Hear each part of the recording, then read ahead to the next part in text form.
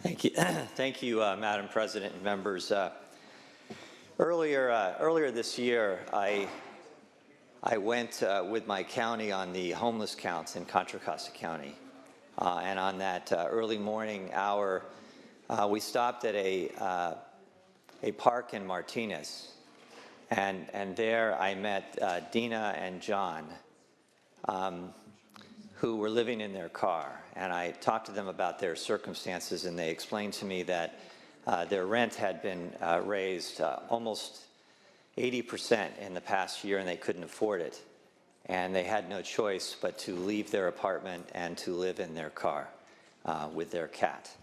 And they were there at that park in Martinez that very cold winter morning to get some hot coffee and some cereal and some juice that was being provided by a Good Samaritan who would provide that a couple days a week along with a prayer. Later that morning, we traveled to an underpass in Walnut Creek, and I met Robert. Had a little fire going because he was cold. Didn't have a sleeping bag, anything to sleep with. And I talked to Robert to ask about his circumstance, and Robert said that he was married and living in Moraga, very affluent community, and unfortunately he got a divorce and he ran into health problems, and so he lost everything, and there he was in the cold with the little fire with his dog under an overpass in Walnut Creek. And I know that the story of Dina and John and Robert is not unique to our communities, our neighborhoods, our state. It's a problem that I think we acutely feel in this Senate about the problems of housing, affordable housing, and homelessness.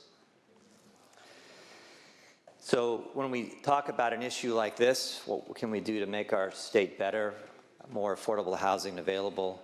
I know we all think about the Dinas and the Johns out there and whether this is a good thing to do. And when we're presented with bills such as this, the first question that I ask is, okay, what's the problem that we're trying to solve with this piece of legislation? Why is this the right pathway to doing the things that we know are important to us?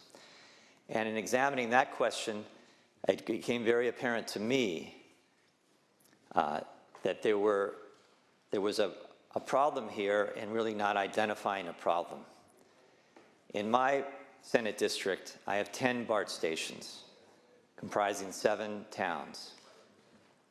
And I asked all of the mayors of those towns and all the city managers, can you tell me what you have done to stop BART from developing on their parking lots in your community?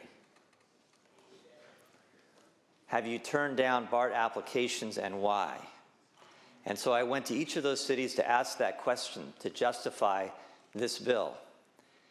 And in every case, they said to me, Steve, in the last 10 years, we have not turned down a BART housing project on their parking lot. None, 0. And I said, okay, but hold on a second. I'm sure they must have some applications pending from BART. So could you tell me where those are in the process and why you're holding them up? And in every case, they said, Steve, we don't have an application from BART to build on their parking lot. There's no applications here. And I said, well, they're claiming that they can't build affordable housing on their parking lots, so why is there a problem here? And each city then detailed to me what they had done to build affordable housing in and around BART. And it was, I have to tell you, a very impressive list. I want to share some of them with you. In the city of Concord, they've entitled over 2,500 housing units within a half-mile radius of downtown Concord BART. 2,500 units, almost 4,400 within a mile. And if you know Concord, Concord in the next 10 years is going to be building more housing than any city of its size anywhere in the state because of the donation of the Naval Shipyard to the city and their plans for thousands and thousands of units. But somehow Concord now is part of the problem. I asked the city mayor of Antioch, what are you doing to build housing around transit? You have a new BART stop there. And they said our specific plan that we've approved provides 2,500 high-density transit-oriented development units around our BART station. And we've totally collaborated with BART.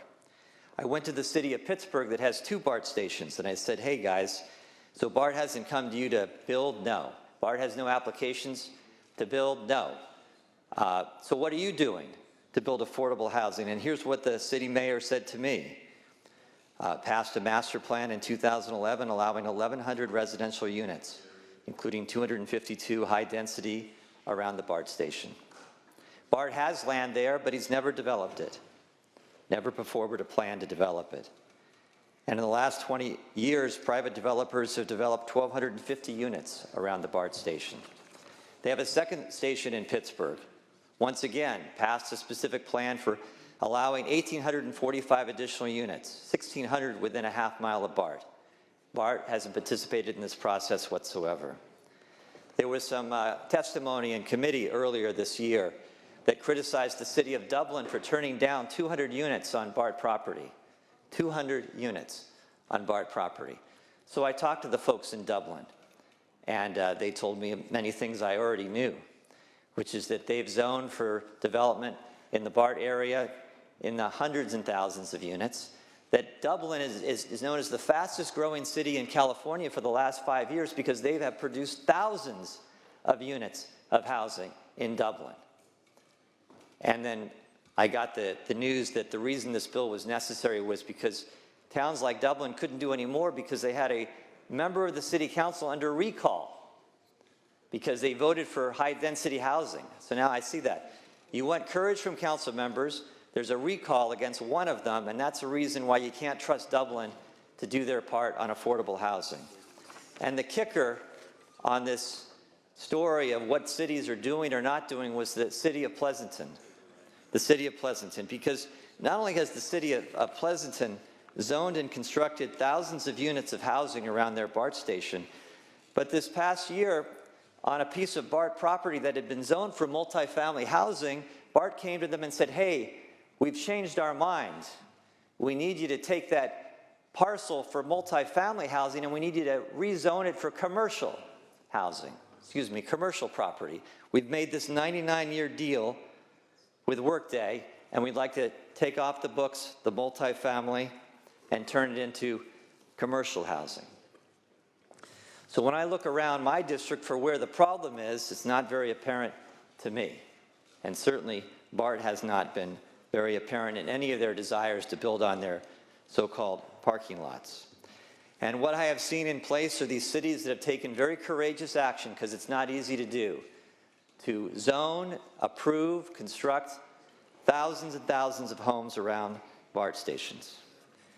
If you look in the analysis today on this bill, it has a section about land use, and it's very poignant. It's on page 8. And it points out that the California Constitution specifically grants cities and counties the exclusive ability among local governments to exercise police power, which form the basis of local regulation of land use. It says California has developed a complex system of planning based on the premise that cities and counties are the agencies with this authority. And it points out that this bill before us today upends this system by taking land use decisions out of the hands of cities and counties and giving it to another local government by telling cities and counties they have to adopt BART standards.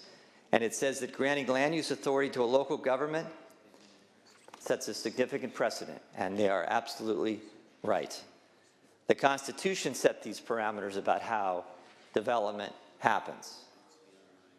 And it's certainly clear to me that if this legislation passes today, that we're going to have a constitutional challenge. We're going to have public agencies spending millions of dollars fighting other public agencies with the right to implement the bill that's before us today.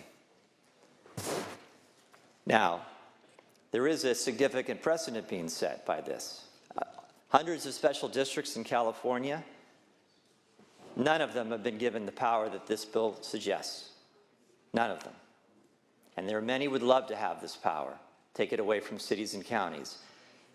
If BART was to build out what's allowed under this bill, the units, over the next 20 years, it would add up to less than a fraction of what's required in California, a fraction. So you say on one hand, well, it's something. On the other hand, folks, That's the precedent that's been set. If you have a Metro Rail or a Metrolink stop in your district, if you have transit locations that are in high use, well then welcome to the club, because this legislation can come your way as well. Give those transportation authorities the same right that's being proposed in this legislation. It sets a very, very dangerous precedent. Now, one of the things that this bill establishes is that the land use choices are no longer made in your town.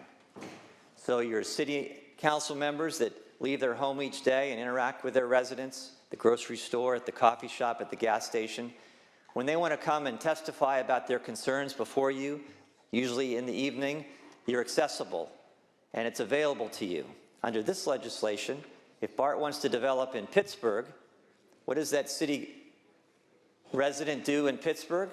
Well, they probably have to get on a BART train or get in their car and drive a half an hour to the BART headquarters in Oakland, go up to a high-rise to testify when they're going to decide the quality of your community with the project that they're proposing. I asked a leader in Pittsburgh to share his thoughts with me, and he said this. He said, Pittsburgh is a blue-collar, working-class community. The majority of our residents are minorities. Pittsburgh has, on its own, approved the development of 1,000 affordable housing units in the past 15 years. And many of our residents fall into income categories that qualifies them for affordable housing and have been vocal during the project entitlement process. This bill forces Pittsburgh residents to go to BART headquarters in Oakland to express their concerns about this bill and its guidelines. As a result, this bill creates a significant inconvenience, if not an injustice, to our community and others like it.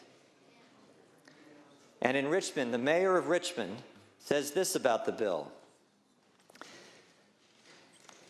2923 is not what cities need to tackle the housing shortage in the Bay Area. Richmond has already upzoned all of our areas adjacent to BART, all of our areas. And thanks to support from the state, we're breaking ground on more affordable housing for our residents. Making a transit agency responsible for housing development is not the answer.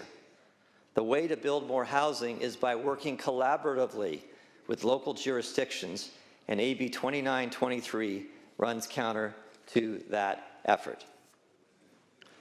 And that's right, my friends. The communities that need affordable housing the most are the ones that get stepped on by this legislation. The Pittsburghs, the Antiochs, the Concords, in this unprecedented power shift. And believe me, this legislation is all about power.